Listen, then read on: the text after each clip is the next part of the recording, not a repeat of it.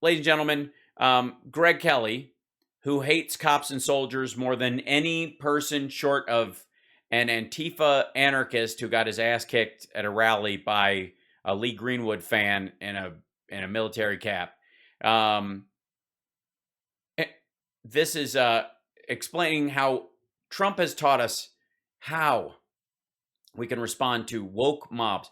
Greg Kelly, Trump was right. There's a way to respond to the woke mobs. Okay, let's hear the way to respond to the woke mobs. The woke mobs, here they come.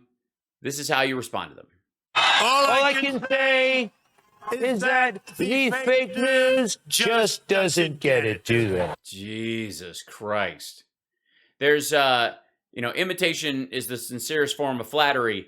There's also the creepy, stalkerish version. The fake news is obsessed. The fake news. By the way, all these channels, Greg Kelly has cited in at least once in the last 2 weeks as ways to, shore up and fortify his arguments. That game show Jeopardy, for some reason, who cares? It's been around for like 70 years or something like that, but they love it. This is Jeopardy. Here are my dad TiVos it. He watches it. I don't. So what's the news here? Ken Jennings is going to be the host. Jesus. All right. Trump was right. This is how you respond to the woke mobs. And this is about. All right. He was like the most successful contestant of all time. Seems like a nice guy. Good for him. But this is where it gets a little bit weird. The previous temporary host, although he had it permanently, but it turned out to be temporarily. He was the exec producer of the show. He made himself the host. Is Mike Richards. So he said some silly things in a podcast about like 10 years ago or something. Said that girls tend to dress a little risque. I think he used maybe a not so nice word on Halloween. That's totally true, by the way, some of them. So look at.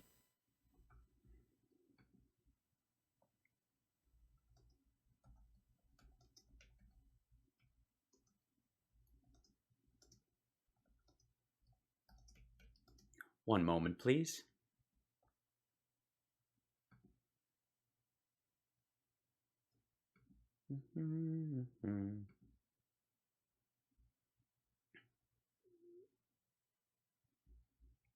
Let's see.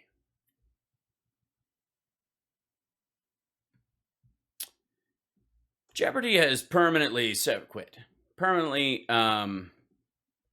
ties with its executive producer Mike Richards. Less than 2 weeks after he stepped down as the new host of the show, following the revelation of several offensive comments he made on his former podcast. It's his.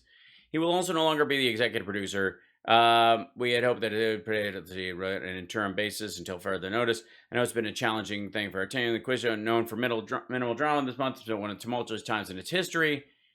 He joined the show, exited the show, blah, blah, blah. Richard himself stepped in for a few weeks when Richard named the Daily's indicated host. I don't know who was Mike Richards, public comment.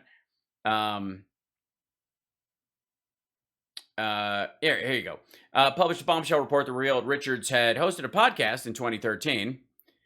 Smile with sharp teeth, Mike Richards' rise to Jeopardy host sparks questions. I'm taking that personally. Let's see. At the time, Mike Richards called, one day in the fall of 2013, Mike Richards called Ken Jennings. At the time, Jennings was nearly a decade removed from the 74-game Jeopardy winning streak. Price is Right, blah, blah, blah. Before he called Jennings to record a segment for the podcast, Richards put a question to his co-host. Are you good at trivia? Some trivia, she replied. See, what I am is horrible at trivia. It doesn't matter if it's a specific area I don't know. I don't have that kind of a mind. Later in the episode, Richards went further. If I had gotten on Jeopardy, well, I never would have gotten on Jeopardy. Let's be square, he said. Now, though, Richard has gotten on Jeopardy, albeit on the other side of the stage.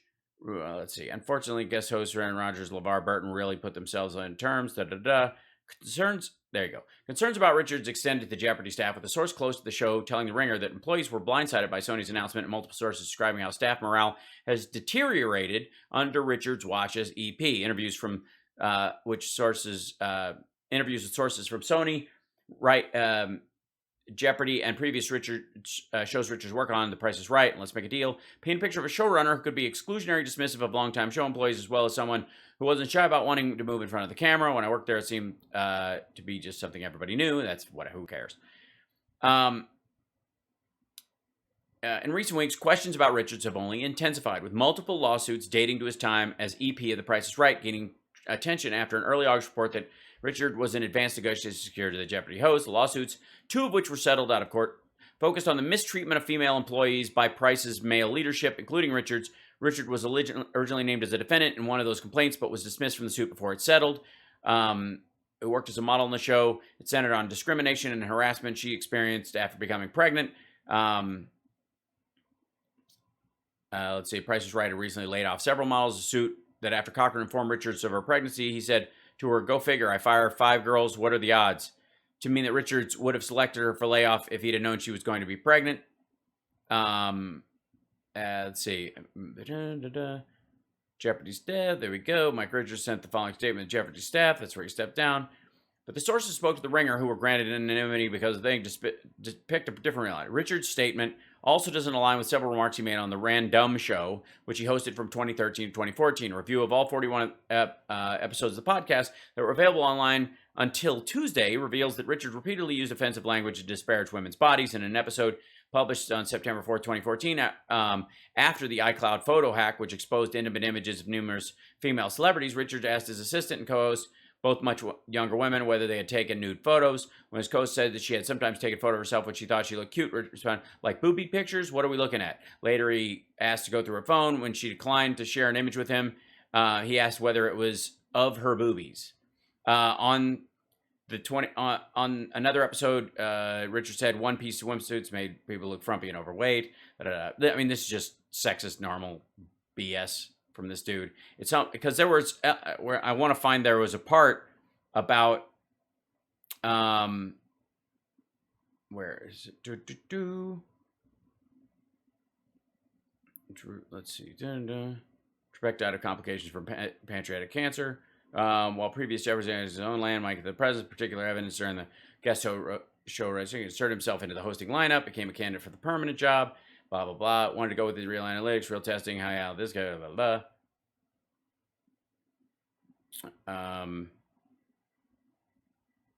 I don't know that they get into here. I think maybe the other report said more on it.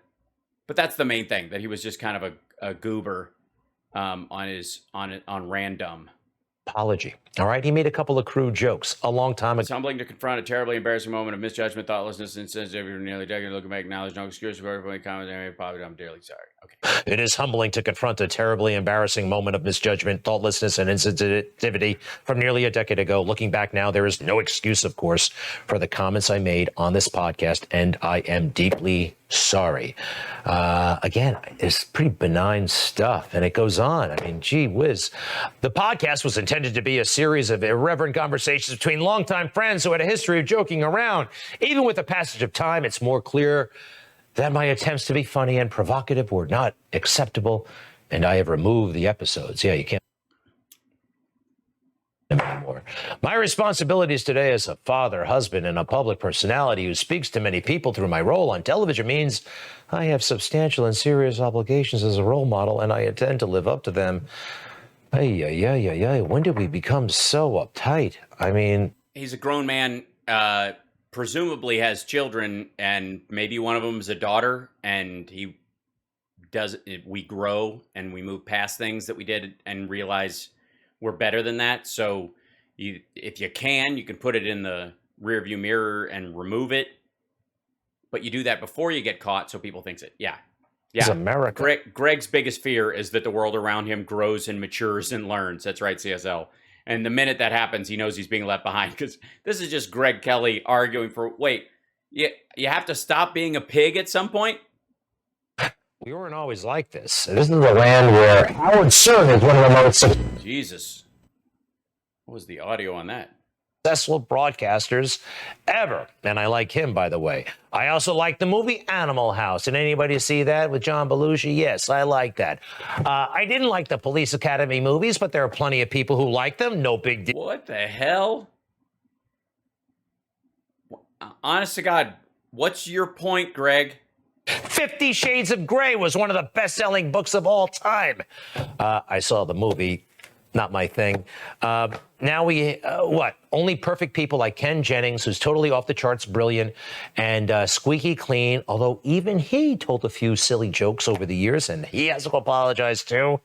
Look, I blame a little bit, may he rest in peace, Alec Trebek. He should have had a succession plan. What was his personal life all about? Jesus Christ. What are you...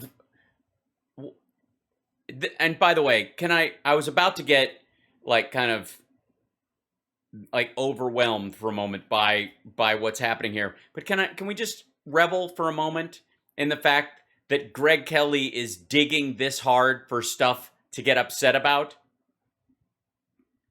That's a good thing. When Greg Kelly has to go digging around the exec producer of Jeopardy, who made himself a host over a bunch of qualified people and then got kicked to the curb because he was a dick. That's good. It's a good thing. It's a bad day for Greg Kelly. It's a good day for America. It wasn't perfect, by the way. He was a little bit unique. I woke up and saw a figure in our hotel bedroom, and I thought I was dreaming, and I realized immediately that someone had been in the room. And I put on my underwear and ran down the hall to see if I could find her. She came out of the little room where the ice machine is. And I said, "What were you doing in our room?" And she said, "I wasn't in your room." I said, "What are you doing up here?" She said, "I was visiting friends." I said, "No, you weren't." I don't know. I would have stopped. I'm so glad that Greg Kelly has to cover this. The pursuit at the hotel door in my underwear. I don't think I would have run down the hall. But anyway, everybody. What? That's indicative of Trebek not being squeaky clean, that he threw on his underwear because he thought there was an intruder, and there was. It turned out to be a woman. What do you mean? Greg Kelly's only as brave as his wardrobe will allow.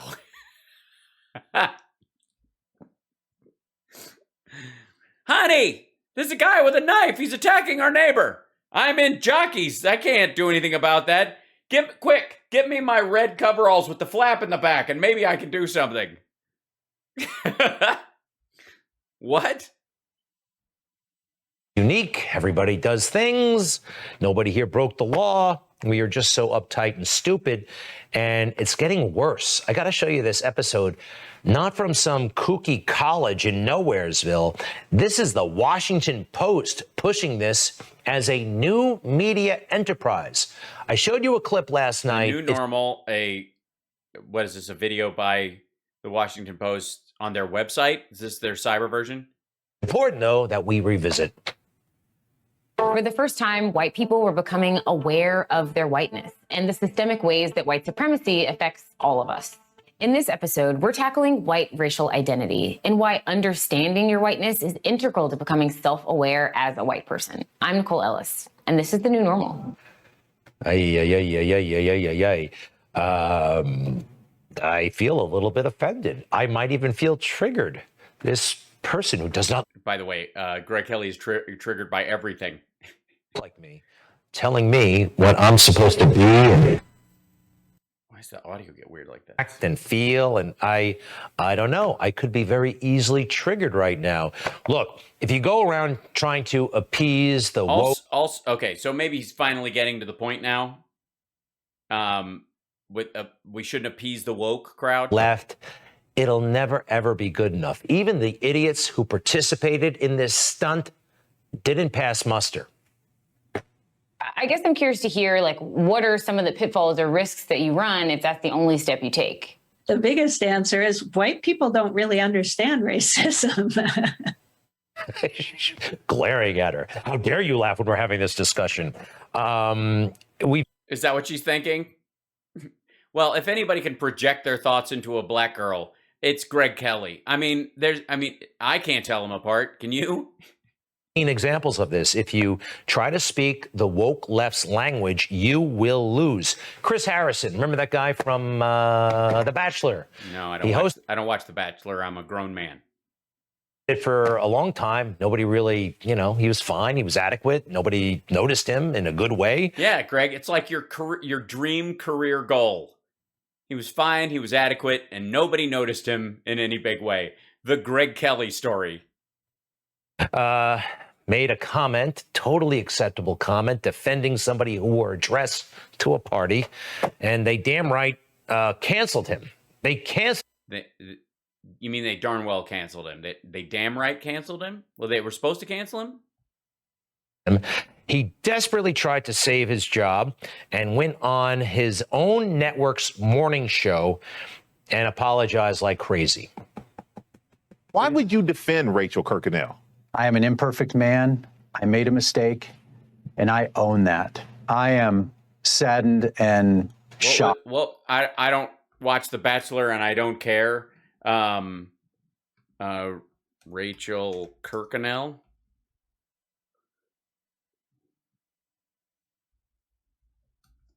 Dress. I don't know.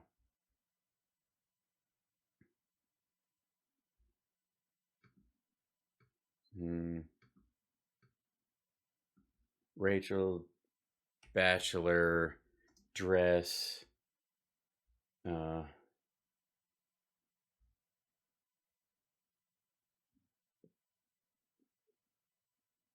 I don't know the backstory of this. Who are these people? Why should we care? I don't know. And what is it? What? Oh, she went to a plantation party?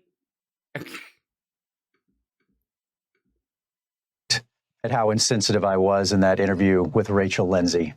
And I didn't speak from my heart. You didn't speak from my heart.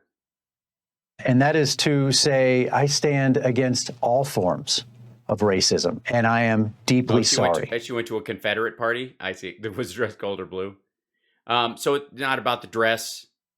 So he commented on her dress and didn't bring up the fact that it was fucked up. She was at a Confederacy party.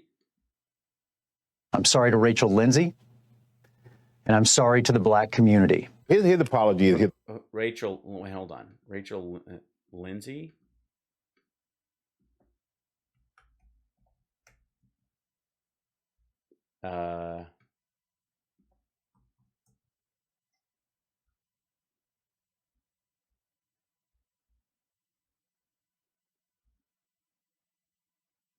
I don't know. Let's see. Rachel Lindsay. How do you even? Okay. Bachelor. Address. Controversy. Host. Fired. That'll work. Chris Harrison leaving Bachelor franchise. Racism. Okay, here it is. Bachelor. The Bachelor's first season with a black lead swept into a firestorm over race. Okay, this is the backstory of this thing. I'm sorry, I don't give a shit about The Bachelor. I know this is a lot of people's lives. It makes no sense to me. When Matt James was introduced last year, the announcement came with the fanfare. Hailed his thing. Franchise's troubled history on and around issues of race. Jesus Christ, it's The Bachelor. If you're hanging your hopes for racial like harmony in general on shows like The Bachelor to solve the problem, we know we have responsibility to make sure the love stories we're seeing on screen are representative of the world we live in, and we're proud to serve as our audience. This is just the beginning. We'll continue to. No, you're not. They're not. Nothing that has ever happened on The Bachelor is representative of the world we live in. There is no situation where a handsome dude is dropped into a situation with 20 gorgeous women and gets to flip a coin which one he kicks to the curb even after they have sex with him. What the fuck are you talking about? Representative of the world we live in. The Bachelor, are you drunk? Is everyone there high? What are you talking about? There's nothing about the Bachelor that's representative of the world we live in. The fuck? Rachel Kirkconnell, who has angered both devoted fans as well as current and former cast members. Subsequent apologies from Harrison and Kirkconnell on their missteps have heightened their outrage. A multicultural coalition of contestants from the current stage issued a statement via Instagram on Thursday saying, "We're deeply disappointed about this historic season that was meant to represent change." Involves former Bachelorette Rachel Lindsay, who said on her podcast for The Ringer, she also co-hosted Bachelor, that the show's continuing race problem will prompt her to cut ties. Also weighing on your advocacy of BIPOC people in the franchise is invaluable. The fact that they call it a franchise and it's supposed to be like manufactured love stories, this is fucking gross. It's a television network doing arranged marriages. Are you out of your goddamn mind? There is nothing socially forward about The Bachelor. It codifies relationships as ownership. It is in of itself wholly grotesque. And by the way, yes, Rex is saying reality shows suck. I got news for you. The Bachelor, just like The Apprentice and all these other shows, aren't reality. They're manufactured. They call them docu-soaps. The person who's the contestant is not picking who comes and goes either on any of these shows. The producers make the decisions. Well, okay, it's got to be down here. That's his statement. One point I didn't recognize how offensive or racist my actions were, but that doesn't excuse my age or when it happened doesn't excuse anything. They're not acceptable or okay in any sense. I was ignorant, but my ignorance was racist. That's ridiculous. If you're young and ignorant, you can say, I didn't realize at that time how awful it was. I'm a grown person now. And if you can't let people grow up, then you want to codify that racism as permanent. That's ridiculous. Of course people can go, I was young and stupid. Are you kidding? Unless you want to try all child murderers or child armed robbers or child criminals as adults, or say that underage people or young people are wholly responsible for if they get roofied. I was ignorant of letting a stranger get me a drink, but then I woke up in Bill Cosby's apartment, and my ignorance was my fault. What? Jesus Christ. As for me, I'm effing tired. I'm exhausted. I've truly had enough. My entire reason for doing The Bachelorette is that I want to be a representative of the black woman to this audience. I want a franchise to be better, have a love-hate relationship with it. I'm connected to it. It did stuff for me. I'll never forget that. But Lindsay also spoke about the changes I made, hiring a diversity consultant. What do you mean? And by the way, what do you mean a diversity consultant when the whole purpose of the show is to arrange relationships and manipulate the people involved? I'm sorry, but any diversity consultant worth their stuff would say this show is indecent. No people of color should participate in it. It is in concept indecent and ethically horrifying. We need a diversity consultant. Well, we need why? So we can have varying degrees of racial interactions on our arranged marriage show. Holy shit, this is awful. I mean, I never watched the show, but I know what the concept is. It's gross. Yeah, I'll stick with Antique Roadshow. Yes, Antique Roadshow does not need a diversity consultant. It just has lots of people who are interested in this kind of thing. The fact that it rose to this part means that APC is just selling this thing.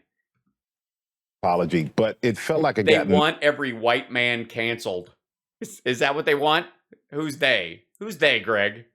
It's not Greg. It's not that I'm a dick. It's not that I'm a shitty person to everyone that knows me. It's just that it's the color of my skin is why they're kicking me to the curb. More than a is Greg Kelly playing the race card? Is that what we're watching? Response on any of this. Wow. I mean, that guy, Harrison, was as objectively, oh my God, how more apologetic can you get? And he wouldn't give him an inch.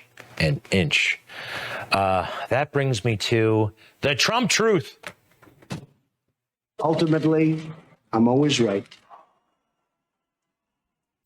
Ew. There is a lot that we could still learn from him. I studied him. I've been studying him actually since Oh yes, you could. We all know you do. You have crayon drawings of his lap. 1980s. And he came up with the solution to this woke madness. It actually came up all the way back in 2015. This politically... What, be a rude prick? Yeah, it worked. He didn't get reelected. And he's more than likely going to go to jail. And only sycophants who are afraid they're going to get busted for the same thing like him. Greg, you have sexual assault charges that were it seems were largely broomed because your dad was a police commissioner. That's why you think his system works. Stuff, apologize for everything he ever did? No, wrong answer. Almost no one followed his lead on it, but it's the way to go. Watch this. Mm-hmm. You've called women you don't like fat pigs, dogs, slobs, and disgusting animals. Your Twitter account... Only Rosie O'Donnell. No, it wasn't. I think the big problem. Yeah, he appeals to bro assholes. By the way, if you want to host if you want to be a shock jock and act like that and you build an audience, none of my fucking business. But you're running to be the president of the United States and you're proud of that shit, that's a problem. Because you're running to be a public servant to guarantee those people rights. Is being politically correct. I've been... Wait, what? I think the big problem this country has is being politically correct. I've been challenged by so many people, and I don't frankly have time for total political correctness. And to be honest with you, this country doesn't have time either. By the way, this has nothing to do with political correctness. You're just a prick. Seriously. Not being an asshole is not the same thing as political correctness. Even whether you think political correctness is worth it or not is an issue or not. Whether or not you fall on some broad side of the comedy spectrum about what it's okay to say when you're doing stand-up or not. That's not even what we're talking about. What a lot of people do, Greg Kelly in particular and Donald Trump, is they're assholes, but they defend themselves with political correctness and free speech instead of recognizing that they're just assholes. I loved it. Still applies. Look, good people know when they've actually genuinely hurt somebody, and it's always appropriate to apologize, most likely in private. When you do because you don't want anybody to see that shit, make you look all weak. Something wrong. But being called out for a crude joke from 12 years ago, that's stuff from Maoist China. No, it isn't. In Maoist China, they killed you in the street for being a landowner who was... The rude jokes don't... I mean, let him live with the fantasy, I suppose. Stuff the Stasi used to try to pull in East Germany. Is it? First they came for the shock jocks, and I said nothing. And then they came for the crowd work comedians, and I did nothing. America. And then they came for me, and no one was there just to say, take him, he's a chubby fuck. Look at him, you hack. Playing that game. I hope you don't play it either. Wow, that was a complete waste of time. Thanks, Greg. I'm so glad he's scraping the bottom of the barrel for this shit now. Do you know how good that makes me feel?